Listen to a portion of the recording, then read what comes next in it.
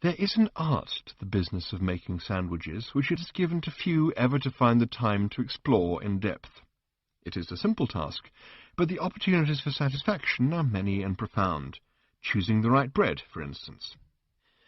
The sandwich maker had spent many months in daily consultation and experiment with Grupp the baker, and eventually they had, between them, created a loaf of exactly the consistency that was dense enough to slice thinly and neatly, while still being light, moist, and having the best of that fine nutty flavour which best enhanced the savour of roast, perfectly normal beast flesh. There was also the geometry of the slice to be refined, the precise relationships between the width and height of the slice, and also its thickness, which would give the proper sense of bulk and weight to the finished sandwich. Here again, lightness was a virtue, but so too were firmness, generosity, and that promise of succulence and savour that is the hallmark of a truly intense sandwich experience.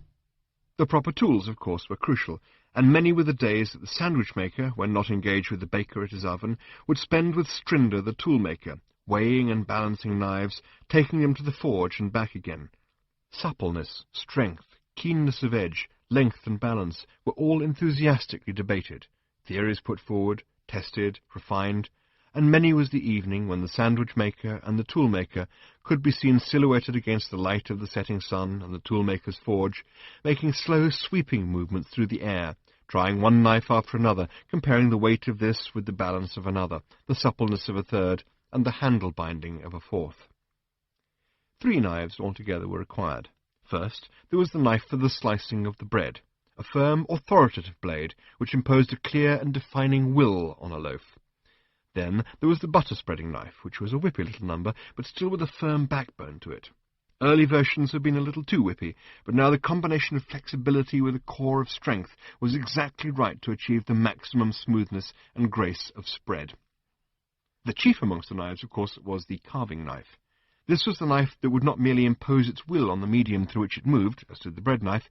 It must work with it, be guided by the grain of the meat, to achieve slices of the most exquisite consistency and translucency, that would slide away in filmy folds from the main hunk of meat. The sandwich-maker would then flip each sheet with a smooth flick of the wrist onto the beautifully proportioned lower bread slice, trim it with 4 deft strokes, and then at last perform the magic that the children of the village so longed to gather round and watch with rapt attention and wonder. With just 4 more dexterous flips of the knife, he would assemble the trimmings into a perfectly fitting jigsaw of pieces on top of the primary slice. For every sandwich, the size and shape of the trimmings were different, but the sandwich-maker would always effortlessly and without hesitation assemble them into a pattern which fitted perfectly. A second layer of meat and a second layer of trimmings, and the main act of creation would now be accomplished. The sandwich-maker would pass what he had made to his assistant, who would then add a few slices of cucumber and fladdish and a touch of splagberry sauce, and then apply the topmost layer of bread and cut the sandwich with a 4th and altogether plainer knife. It was not that these were not also skilful operations, but they were lesser skills to be performed by a dedicated apprentice, who would, one day, when the sandwich-maker finally laid down his tools, take over from him. It was an exalted position, and that apprentice, Drimple, was the envy of his fellows. There were those in the village who were happy chopping wood, those who were content carrying water, but to be the sandwich-maker was very heaven. And so the sandwich-maker sang as he worked. He was using the last of the year's salted meat. It was a little past its best now, but still the rich savour of perfectly normal beast meat was something unsurpassed in any of the sandwich-maker's previous experience. Next week it was anticipated that the perfectly normal beasts would appear again for their regular migration, whereupon the whole village would once again be plunged into frenetic action, hunting the beasts, killing perhaps 6, maybe even 7 dozen of the thousands that thundered past.